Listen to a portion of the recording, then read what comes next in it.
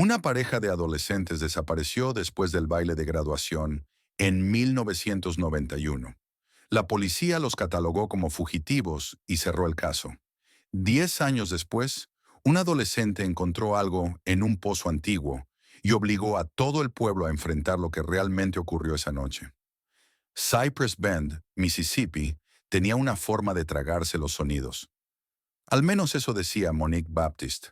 La quietud de los campos podía silenciar incluso el silbato de un tren, si lo intentaba con suficiente fuerza. Y en la noche del baile, el silencio persistió mucho después de que la música se desvaneciera. El gimnasio de Cypress Bend High aún palpitaba débilmente con el eco fantasmal de una balada lenta de Luther Vandross, mientras los últimos estudiantes salían bajo hileras de globos plateados. Era la primavera de 1991 y la noche húmeda del sur se pegaba a la piel como un secreto susurrado.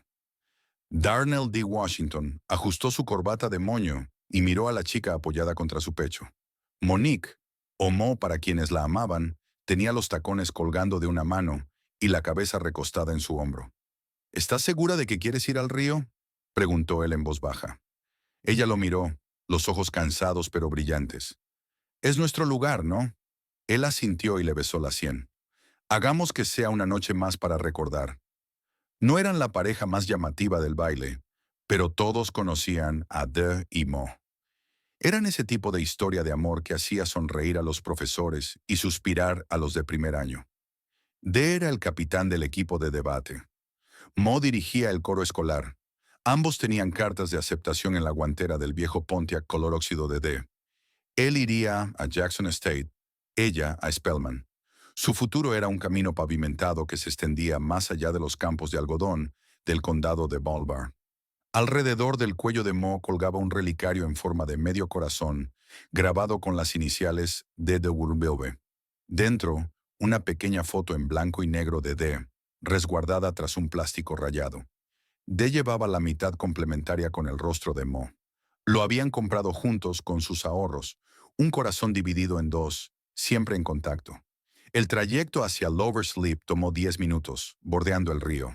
El lugar no era gran cosa, apenas un claro junto a una curva del río Yazoo, donde los adolescentes pretendían ser mayores de lo que eran.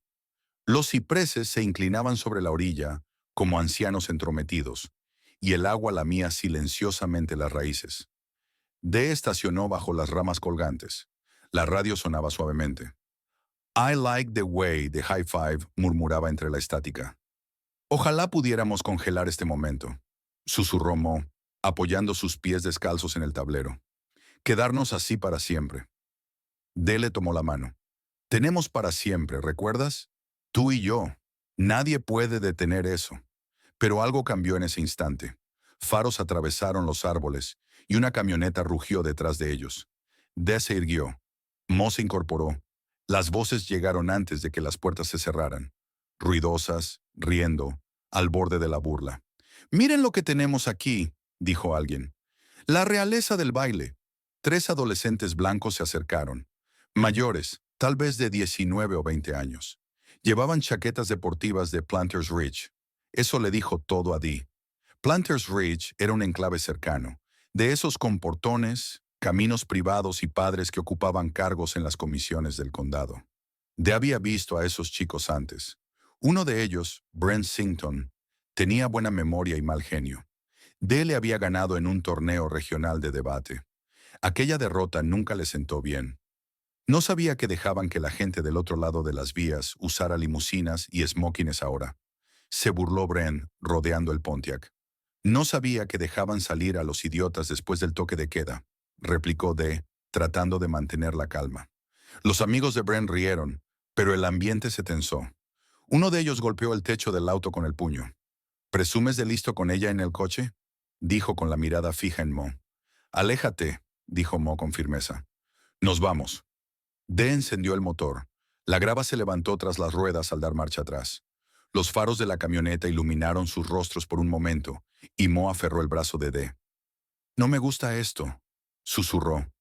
«No están solo borrachos. Están cazando algo». Las manos de Dee estaban tensas sobre el volante. «Ya casi salimos. Lo dejarán pasar». Pero la camioneta los siguió por todo el tramo oscuro de la carretera del Condado 12. Sus luces altas encandilaban el retrovisor. Mo giró en su asiento, los ojos bien abiertos. El camión se acercó más, una vez desviándose bruscamente como si quisiera empujarlos. «No te detengas», dijo ella. «No lo haré». Lograron acercarse a las luces del pueblo. Justo antes de tomar el desvío hacia la autopista, la camioneta se desvió hacia otro camino.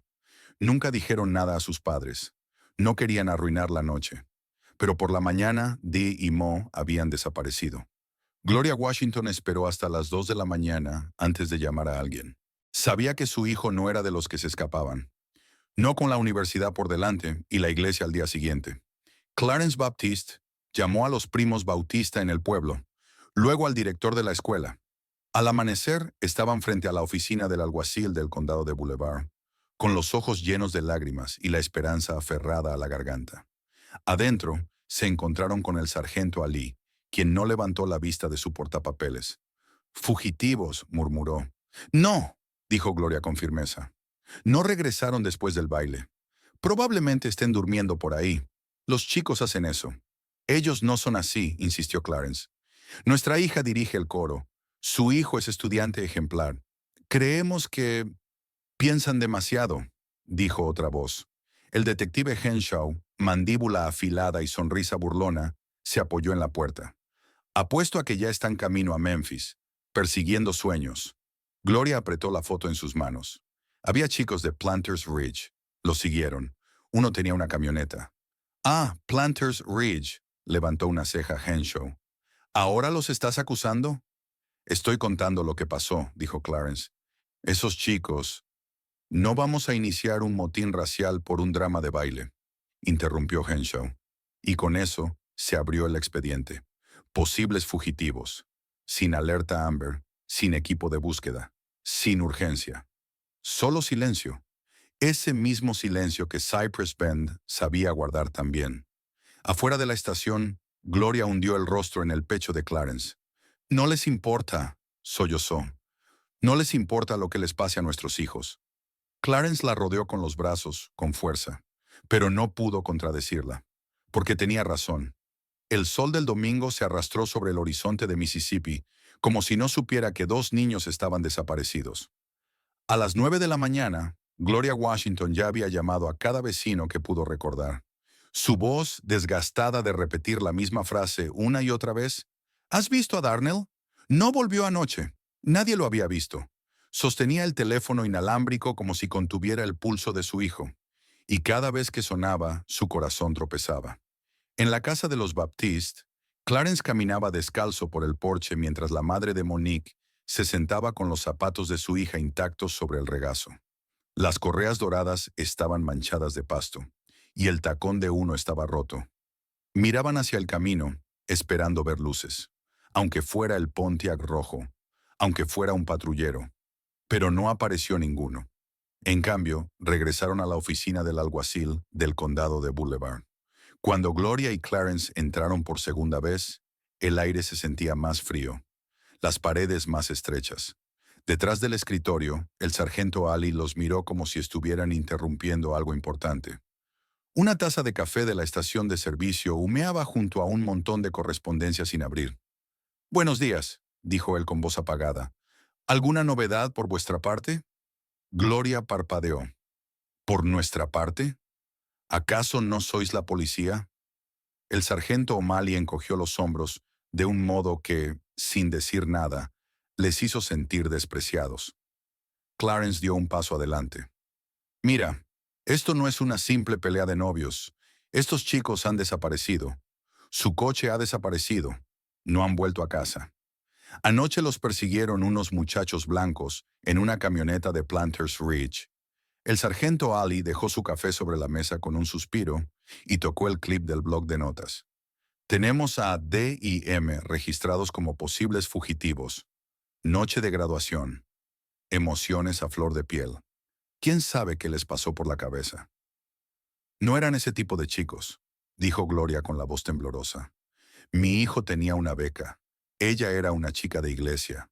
No desaparecen así». El detective Henshaw volvió a aparecer, esta vez con un palillo entre los labios. ¿Sabéis lo que yo veo? Dijo apoyado contra la pared. Dos adolescentes enamorados. El baile se acabó. La presión hizo mella. Quizá decidieron salirse un poco del guión y empezar una vida por su cuenta. Gloria retrocedió, atónita. ¿Decís que se fugaron? Claro, respondió Henshaw con una sonrisa. Sucede todo el tiempo. Clarence apretó la mandíbula. ¿Y la camioneta? Preguntó. ¿Brent Sinton y sus amigos? Mi sobrina los vio junto al gimnasio. Brent llevaba meses hostigando a Dee Henshaw, se burló. Brent Sinton, hijo del concejal Sinton. Ese Brent alzó una ceja. Pues no vamos a manchar el buen nombre de las familias por un drama de adolescentes. Traednos una escena del crimen y lo investigamos. Mientras tanto, os sugiero que esperéis junto al teléfono. Las manos de Gloria temblaban. Se volvió hacia Clarence. Aquí no vamos a conseguir ayuda. Ya han decidido que a nuestros hijos no les importa a nadie. De vuelta en el barrio afroamericano de Cypress Bend, la noticia corrió rápida. Grupos de la iglesia organizaron búsquedas informales. Voluntarios peinaron carreteras, gasolineras, senderos boscosos, cualquier lugar donde un coche pudiera haberse salido del camino. Alguien incluso remó por el río Yazoo con la esperanza de encontrar huellas de neumáticos o ramas rotas. Pero el río no reveló secretos. Pasó una semana, luego dos, y el Pontiac nunca apareció. Tampoco apareció el relicario. La policía no emitió declaraciones ni celebró ruedas de prensa. Los chicos de Planters Ridge jamás fueron interrogados, ni una sola vez. A la tercera semana, Gloria dejó de acudir al rezo matutino de la iglesia. Decía que ya no podía cerrar los ojos sin ver a su hijo boca abajo en el río. Clarence dejó de cortarse el pelo. La madre de Monique dejó de hablar por completo. El padre clavó una foto de ella en la fachada de su casa, una de Pascua, con un vestido rosa y sonriente en los escalones de la iglesia, y colocó debajo un cartel pintado a mano que rezaba, «Todavía desaparecida». Para el verano de 1992, la historia se desvaneció de las páginas blancas del periódico local. Publicaron un breve anuncio a una columna, sin novedades en la desaparición de la noche de graduación. Media pulgada de tinta. Pero en los barrios negros de Cypress Bend, el dolor no se encogió. Se enraizó como una encina en el estómago de la ciudad. La gente advertía a sus hijos que no se quedaran después de clase. Les hablaban del camino del Condado 12 y los bosques alrededor de Lover's Leap. Algunos susurraban que los hermanos Sinton habían presumiendo de ello en una fiesta, pero nadie dio la cara. Nadie quería acabar en un pozo. En 1993, las familias demandaron al departamento del sheriff por negligencia en la investigación. El caso fue desestimado. En 1995, la hermanita de Day se graduó del instituto con una foto de su hermano prendida en la toga. El director no lo mencionó desde el atril. Para 1997, Clarence Baptiste empezó a emborracharse solo en el porche por las noches. A veces llamaba a los árboles como si Monique pudiera salir de entre ellos, descalza y riendo, diciendo que se había perdido. En 1999, Gloria Washington sufrió un colapso en una reunión del ayuntamiento cuando un concejal blanco dijo que el caso no tenía pistas porque las víctimas probablemente eran inestables. La hospitalizaron por tensión arterial alta. Nadie se disculpó. Una década pasó como humo por una cerradura. Para 2001, los alumnos de Cypress Bend High susurraban sobre los fantasmas del baile. Decían que si conducías a Lover's Leap con las ventanillas bajadas, oías música que brotaba de la nada. A veces el llanto de una chica. Algunos afirmaban haber visto faros desvanecerse en los árboles por el mismo camino que tomó Dee aquella noche. La mayoría prefería no hablar del tema. Pero entonces sucedió algo que nadie esperaba. Un joven llamado Devon Miller, de 16 años, deambuló hasta una antigua granja medio derruida en las afueras del pueblo. No buscaba nada en particular, solo un lugar tranquilo para fumar y matar el tiempo. Pateó un cubo oxidado, lanzó piedras en derredor y advirtió un pozo casi oculto por la maleza, con las piedras hundidas y agrietadas. Algo metálico brilló junto al borde. Intrigado, Devon lo recogió y retiró una costra de barro y arcilla. Era una cadena oxidada. En el extremo colgaba un colgante. las dos mitades de un corazón. Sus dedos temblaron. Lo limpió y leyó el tenue grabado. DWMB. Devon no lo dudó. Corrió de vuelta al pueblo, aferrado al relicario como si aún respirase. Y por primera vez en 10 años, Cypress Bend recordó cómo escuchar. El relicario reposaba en la sala de pruebas bajo la luz fluorescente, aún cubierto de tierra en los bordes. El sheriff Tyrone Maxwell lo contempló largamente antes de alargar la mano. Tenía solo 22 años cuando Darnell y Monique desaparecieron. Entonces trabajaba en guardias de seguridad en un supermercado mientras terminaba la carrera de justicia penal. Recordaba los susurros del pueblo, la lenta erosión de la esperanza en los ojos de las familias, la forma en que la gente mayor se detenía al pasar cerca del bosque junto al camino del Condado 12. Pero el departamento nunca lo había tomado en serio, ni bajo el mando del sheriff Whitman, ni cuando el sargento Ali dictaba los informes, ni cuando determinados apellidos valían más que la evidencia. Tyrone había jurado que, si llegaba a llevar una placa de peso, las cosas cambiarían. Pero ahora, mirando el relicario oxidado y frágil, medio sepultado por una década de tierra y abandono, comprendió cuánto tiempo había pasado y cuánto se había perdido. El joven que lo encontró, Devon Miller, esperaba afuera de la oficina con su madre. Devon apenas habló al presentar su informe. Solo entró, dejó el relicario embarrado sobre el mostrador y dijo: «Creo que esto perteneció a esos chicos desaparecidos. El problema era que lo había encontrado cerca de una vieja propiedad olvidada al otro lado de la línea de árboles, al oeste de Cypress Bend. La granja Lancaster, que llevaba años sin que nadie trabajara en ella. El granero estaba derruido, la casa, medio engullida por las enredaderas, y el pozo casi invisible bajo la maleza. Devon había ido allí por un reto. Ahora no podía dormir. El sheriff Maxwell lo entrevistó en persona. El muchacho no tenía nada que ocultar. No tenía motivo para mentir. Solo llevaba una cabeza sensata y una expresión de terror que no lo había abandonado desde que tocó el colgante con forma de corazón. Estaba enterrado entre unas enredaderas junto al pozo, explicó Devon. Yo no estaba cavando ni nada de eso. Solo andaba husmeando con un palo y vi algo brillante. Pensé que era una lata de refresco. El sheriff Maxwell le dio las gracias. Prometió hacer las averiguaciones pertinentes y ordenó sellar la zona en el plazo de 1 hora. La noticia corrió rápido en un pueblo pequeño, sobre todo cuando llevaba 10 años embotellada. Gloria Washington recibió la llamada pasada la medianoche. Contó Maxwell con voz suave. «¿Qué quieren decir con que encontraron el relicario?», preguntó ella. «No queremos sacar conclusiones precipitadas», dijo él, «pero necesito que vengas a verlo». Ella llegó a la comisaría con un viejo vestido de iglesia y un pañuelo ceñido alrededor de la cabeza. Las manos le temblaban cuando las posó sobre la bandeja de pruebas. Maxwell dio un paso atrás. Al principio no lloró, solo lo miraba, como si el relicario pudiera abrirse solo y susurrarle algo. Entonces lo tocó. «Oh, Dios», susurró. Esto es el relicario». «¿Estás segura?», preguntó Maxwell.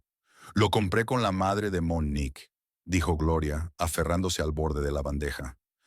«2 mitades. Day y Mo lo llevaban como una armadura. No se olvida algo así. No se olvida lo que tu hijo lleva cerca del corazón». A la mañana siguiente vino Clarence Baptist. No dijo palabra. Simplemente puso su mano sobre la de Gloria y la dejó allí. El sheriff Maxwell ordenó la excavación inmediata de la propiedad Lancaster. Trajeron peritos forenses desde Jackson. Secaron el pozo. El agua dentro era negra, inmóvil y espesa por el tiempo. Cuando apenas quedaban unos centímetros de agua, algo enganchó el cubo. Un trozo de tela, vieja y rojiza. Debajo, algo pálido y sólido. Un diente. El equipo trabajó con lentitud reverente. Recuperaron restos óseos. 2 esqueletos entrelazados, como si quien los colocó los hubiera dejado juntos en una ofrenda cruel. En el lodo del fondo hallaron el anillo de clase de D, una pulsera del retiro de Coro de Mo y una matrícula oxidada del Pontiac de D. El coche nunca apareció. Probablemente lo desguazaron y arrojaron al río, o lo quemaron y enterraron. Pero el pozo guardó la verdad, esperando en silencio.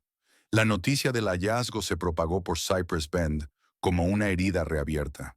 Unos lloraron, otros se reunieron al borde de la cinta amarilla con la cabeza baja y cánticos suaves. El pastor Hill organizó una vigilia con velas esa misma noche. Más de 100 personas asistieron, incluso algunas que no conocían a los adolescentes, porque ya no se trataba solo de Day-Mo, sino de cada vez que a alguien le dijeron que su dolor no importaba. Cada vez que la oficina del sheriff bostezó ante un informe, cada vez que se ignoró el llanto de una madre. El sheriff Maxwell se situó cerca del borde de la multitud, observando el baile de las llamas reflejado en el río cercano. El relicario permanecía bajo custodia, pero su peso aún reposaba en su palma. El caso sin resolver se reabrió oficialmente. Maxwell revisó los viejos expedientes, que apenas contenían unas notas y un volante fotocopiado. Las declaraciones originales de Gloria y Clarence habían quedado sepultadas bajo expedientes más recientes. No había entrevistas de testigos ni seguimientos de los nombres de Planters Ridge. Solo un nombre seguía surgiendo: Brent Sinton. En 1991, Brent tenía 19 años y era hijo del concejal Walter Sinton. No solo rico, sino protegido. Según los registros escolares, Brent y sus amigos habían salido antes del baile, y varios estudiantes los vieron cerca del camino del Condado 12, pero nunca se tomaron declaraciones oficiales. Maxwell localizó a aquellos compañeros de clase ya entrados en los veintitantos años. La mayoría se mostró reticente a hablar. Algunos se habían mudado. Una de ellas, Cassandra Miles, aceptó reunirse.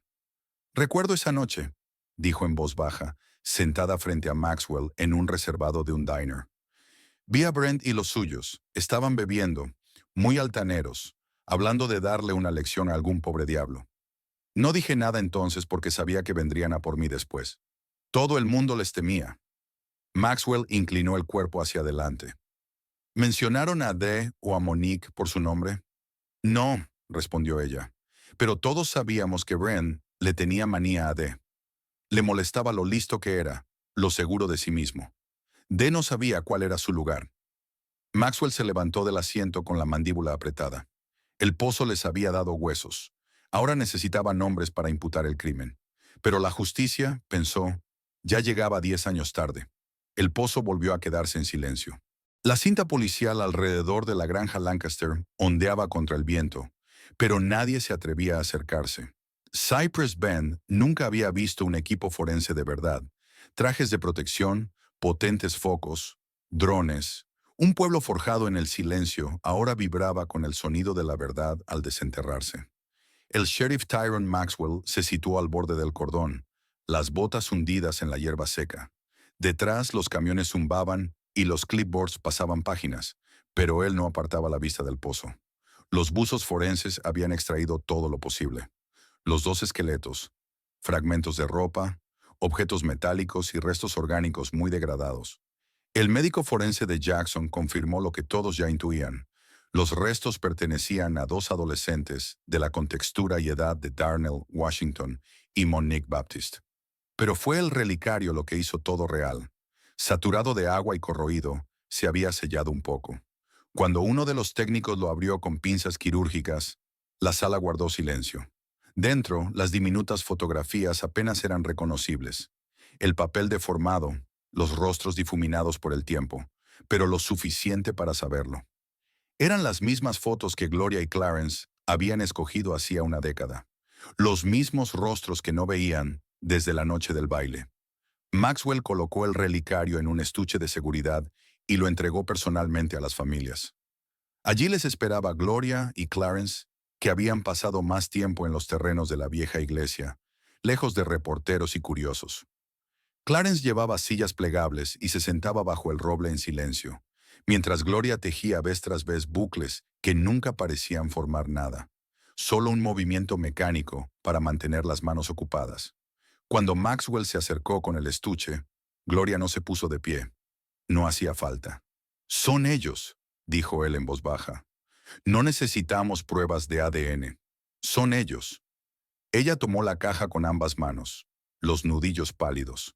Durante un instante la sostuvo contra su pecho. Luego susurró algo que Maxwell no alcanzó a oír. Quizá no estaba destinado a él. Aquella tarde, la campana de la iglesia repicó por primera vez en años. No por una boda ni por el servicio dominical, sino por dos niños cuyos nombres habían sido borrados por quienes tenían el poder y mantenidos vivos solo por quienes no lo tenían. En la oficina del sheriff, Maxwell volvió a esparcir los viejos archivos. El informe escueto de 1991 y los nuevos registros de pruebas reposaban uno junto al otro. Un expediente tan fino como un susurro, ahora lleno de voces. El otro tenía el aspecto del trueno. Maxwell llamó a un analista forense de la División de Casos Fríos del Estado para que revisara todo con ojos nuevos. La prioridad ahora era vincular el lugar con un sospechoso. Confirmaron que la granja Lancaster había estado vacía desde principios de los años 80. Técnicamente estaba ejecutada, aunque la propiedad nunca se volvió a registrar, lo que significaba que quien hubiese usado ese pozo lo hizo sabiendo que nadie vendría a buscar. Pero los registros mostraron algo más. El padre de Brent Coynton, el concejal Walter Coynton, había arrendado tierras agrícolas del predio vecino. Un contrato que incluía acceso de mantenimiento compartido al pasto trasero, lindante con la granja abandonada. Brent habría conocido la zona, y circulaban rumores. Maxwell habló con un segundo antiguo compañero de clase, Leo Dorsey, que había dejado Mississippi años atrás y vivía en Atlanta. No querrán hablar contigo, dijo Leo por teléfono, pero eso no significa que no me hablaran a mí. ¿Cuándo?, preguntó Maxwell. En el 94, respondió Leo. Brent estaba borracho en una hoguera. Dijo que iba a poner a ese chico en su sitio. Pensé que era pura jactancia, pero ahora... ¿Estarías dispuesto a declarar? Maxwell esperó. Lo escribiré, contestó Leo al fin. Pero no volveré. No por ese pueblo. Maxwell comprendió y no insistió. De vuelta en la comisaría llegaron los informes de la autopsia. Los huesos mostraban señales de traumatismos, fracturas en cráneo y costillas, consistentes con lesiones por objeto contundente y marcas de defensa. El médico forense no pudo determinar si los adolescentes fueron asesinados antes de ser arrojados al pozo o si los dejaron morir allí, pero fuera como fuera, era un asesinato premeditado y cruel.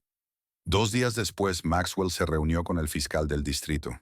Expuso todo: los restos, el relicario, los indicios de trauma, el vínculo con el arrendamiento de los Coynton, los testimonios de Cassandra y Leo, y la negligencia original de la investigación de 1991. El fiscal escuchó con la mandíbula apretada, pero ya negaba con la cabeza. Esto es circunstancial, dijo. Es contundente, matizó el fiscal. Es emocional. No hay prueba directa, ni arma homicida, ni ADN, ni huellas.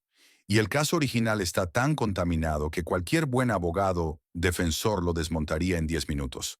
Así que Brent Coynton quedaría libre, replicó Maxwell.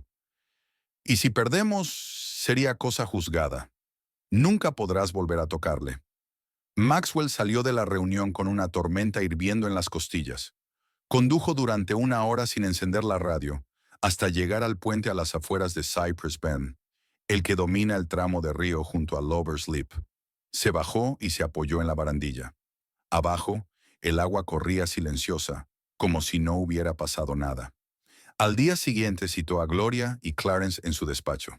Les contó todo, no como policía, sino como un hombre que ya no podía mirar a otro lado. Ellos escucharon inmóviles. Entonces Gloria preguntó, ¿llegará a ser acusado? Maxwell guardó silencio un momento.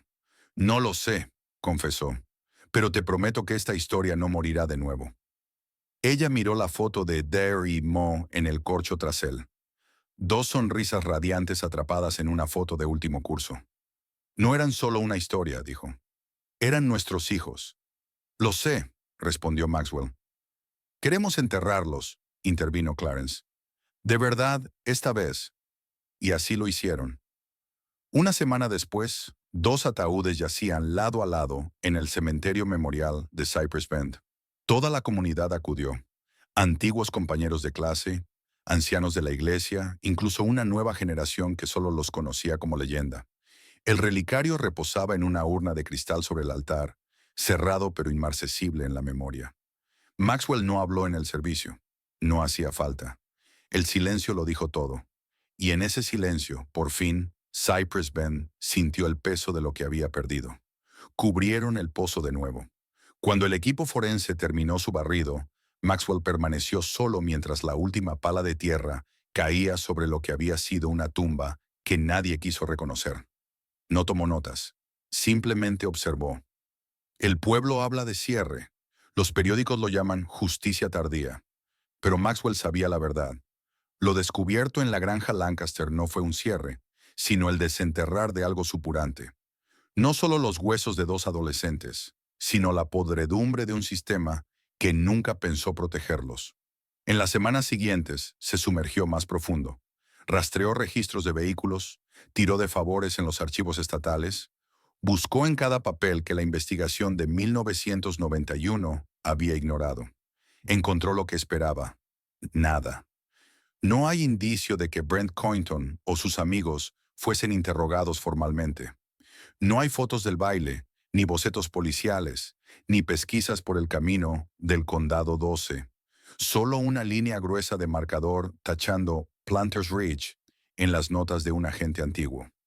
Maxwell volvió a ver a Cassandra Miles, esta vez en su casa cerca de Greenwood. Ella encontró un viejo anuario de su último año.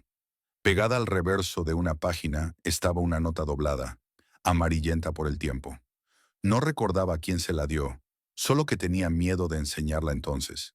En ella se leía, no volvieron. A nadie le importará. No había iniciales ni nombres, pero el momento encajaba. Y las siglas BC no eran difíciles de descifrar. Maxwell dio la vuelta al papel. Restos de huellas digitales ya inútiles, pero era algo. Otro susurro en la oscuridad.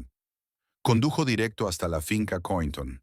Los mismos portones de hierro oxidado, inútiles. La nueva casa de Brent Coynton se alzaba tras la propiedad original. Moderna, reluciente, pero fría, como diseñada para verse, no para habitarse. Brent abrió la puerta él mismo. Mayor ahora, entrado en los 30 y tantos, con el pelo ralo y ropa casual cara.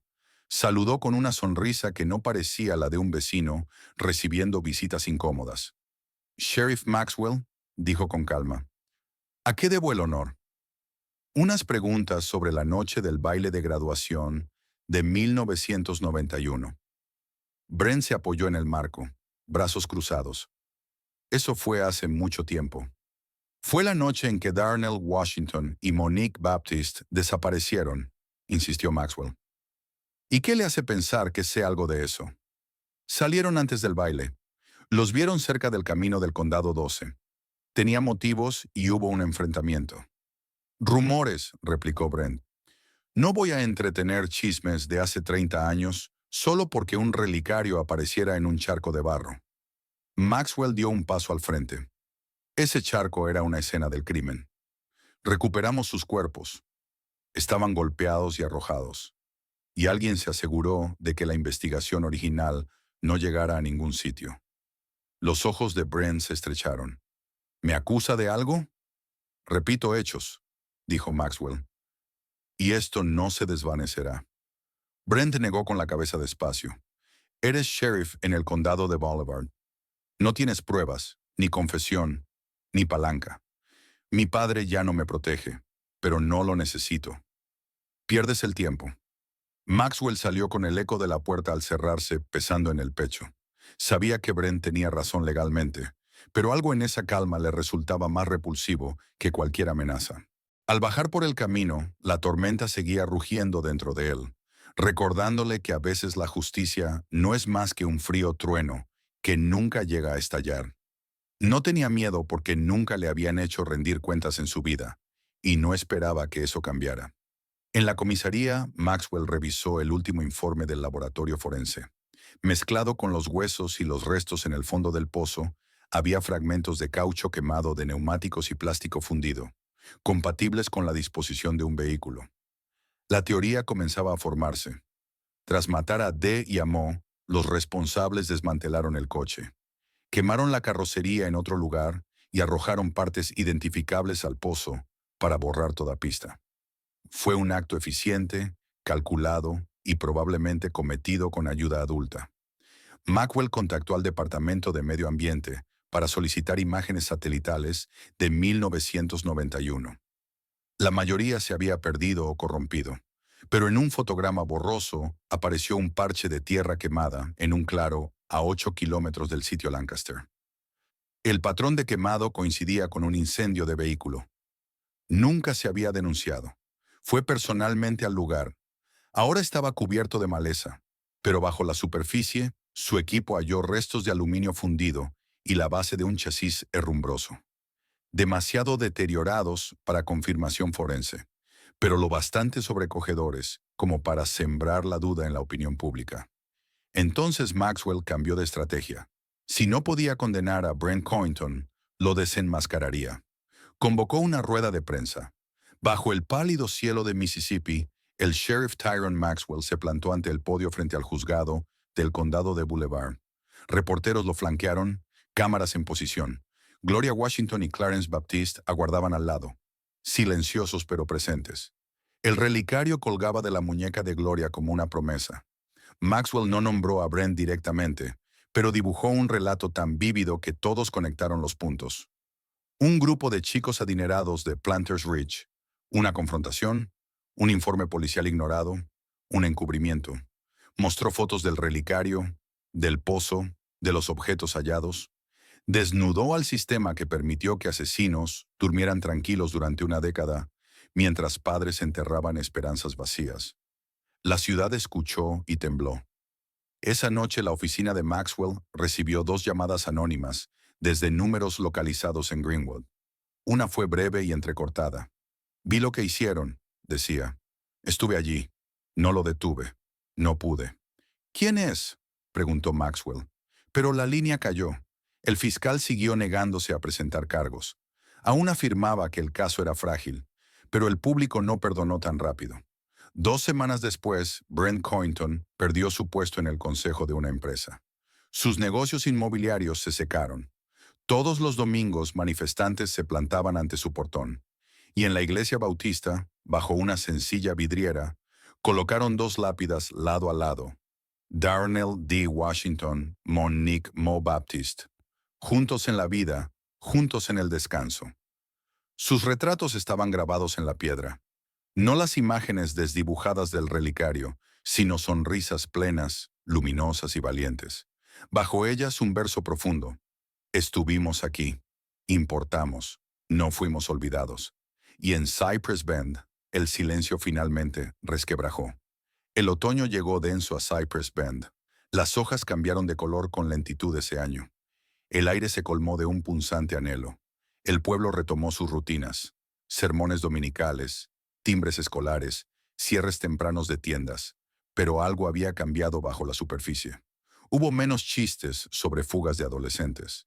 Menos miradas de soslayo cuando alguien mencionaba raza, poder o pérdida. La gente aún susurraba, pero ahora sobre los Coynton. Brent Sington dejó de aparecer en público. Su nombre, antaño pulido, se convirtió en blasfemia en los círculos locales. Su madre se mudó a un condominio en Baton Rouge. Las miles de hectáreas de la familia, que un día alimentaron al condado, quedaron en barbecho. La hierba creció sobre las vallas. Buitres anidaron en uno de los silos. Maxwell no cerró el caso, pero aceptó el peso de lo que había sucedido. No era una condena limpia, ni justicia a secas, sino una herida expuesta al escrutinio público. Y en un lugar donde las heridas solían pudrirse en silencio, aquello no era poca cosa. Guardó el relicario en su cajón, no como prueba, sino como memoria. A veces, de noche, lo sacaba y lo sostenía en la palma. Una mitad aún doblada por el daño del agua. Los diminutos retratos habían sido restaurados lo mejor posible, pero los rostros seguían borrosos. No importaba. Quien conociera a Dee y a Mo los veía claramente. Una tarde Maxwell recibió una carta sin firma. El sobre carecía de remite, pero dentro halló una sola foto. 3 chicos con traje, cerca del gimnasio, la noche del baile de 1991. Uno era inconfundiblemente Brent, los otros desconocidos. Al fondo, apenas visible, el Pontiac óxido de Dee en el asiento del copiloto. Mo giraba la cabeza hacia el ruido. Al reverso, una caligrafía temblorosa. Los siguieron desde aquí. Maxwell recabó a su equipo forense. La foto era verídica, tomada aquella noche. De haber aparecido 10 años antes, habría sido la prueba definitiva. Ahora era un susurro tardío, pero la mostró a Gloria y Clarence. La contemplaron largo rato, sentados juntos en la oficina del sheriff. Gloria rozó el borde como temiendo que se desintegrara. Prueba, murmuró. Siempre fue la verdad, asintió Clarence. Ahora está escrita. Gloria no preguntó qué vendría después. No hacía falta. Desde hacía tiempo ya no esperaban nada de los tribunales. Su lucha nunca fue por venganza, sino por ser escuchados. Y ahora lo estaban. Semanas más tarde, la Junta Escolar aprobó un memorial en el recinto de Cypress Bend High, un banco de granito bajo el viejo roble del patio donde los alumnos solían sentarse. En el respaldo, sus nombres. En amorosa memoria de Darnell Washington y Monique Baptiste, clase del 91, un amor que el mundo quiso silenciar. La ceremonia de inauguración atrajo a casi todo el pueblo. Exalumnos vinieron de lejos. Periodistas regresaron. El pastor Hill ofreció una oración que conmovió hasta al más endurecido. Gloria vistió de blanco. Clarence le tomó la mano. Maxwell, fiel a sí mismo, observó en silencio, asintiendo con suavidad. Un estudiante se adelantó a cantar el solo que Mo había interpretado en el coro. His eye is on the sparrow. Su voz tembló al principio. Luego se elevó en el segundo verso. Muchos lloraron, incluso quienes no dijeron nada en 1991. Al término, Gloria se acercó a Maxwell. Gracias, le dijo. Tú bajaste la mirada, humilde. Yo no hice lo suficiente, no a tiempo. Tú hiciste lo que pudiste cuando otros no quisieron. Hizo una pausa y añadió. Creo que a ellos les hubieras gustado. Clarence sacó del bolsillo un pañuelo doblado, viejo y gastado. Era de la túnica coral de Darnell, explicó. Pensamos que debía recuperarlo quien aún lo llevara consigo. Maxwell lo recibió con ambas manos. El banco se convirtió en un lugar donde dejar flores cada semana de graduación, donde sentarse cuando el mundo se hacía demasiado ruidoso, donde los profesores enviaban a los alumnos que necesitaban calma. Los conserjes lo llamaron el Banco de la Promesa, y nadie los corrigió. Brent Sington acabó mudándose a Florida. Vendió en silencio las últimas tierras de su padre. Nunca hubo disculpa pública ni confesión. Solo el herrumbre callado de un hombre que huyó de su propia sombra. Años después, cuando un podcast nacional recuperó la historia de D y Mo, Maxwell concedió una única entrevista. No dio nombres, ni culpó al pueblo. Solo dijo, hay historias que nunca se contaron bien la primera vez. Esta no se contó en absoluto. El episodio se volvió viral. De pronto, regresaron las furgonetas de noticias. La gente empezó a preguntar más duro sobre la historia del condado de Boulevard. Padres en Planters Ridge hojeaban álbumes familiares, preguntándose qué más se había ocultado tras los bordes brillantes. En 2003, llegó otra carta anónima con 3 palabras. Estuvimos allí. Maxwell la dio vuelta. Sin firmas, sin huellas, pero era suficiente. Alguien cargó con la culpa, aunque no llegó a hacer lo correcto. Gloria y Clarence envejecieron sin salir de Cypress Bend. Cada domingo por la mañana cuidaban la parcela del cementerio. Flores frescas, césped recortado, un suave pulido a los nombres tallados. Gloria a veces tarareaba mientras trabajaba las mismas melodías que Mo cantaba al hacer las tareas. Una primavera, un grupo de alumnos se acercó tras la misa. Iban a crear una beca para estudiantes de último año que persiguieran la música y el debate. La beca legado de y Mo. Gloria rompió a llorar al ver el volante. En el frontal aparecía el relicario, dibujado entero de nuevo por uno de ellos, reimaginado en colores vivos. 2 mitades de un corazón todavía juntas, todavía unidas. Cypress Bend nunca volvería a olvidar.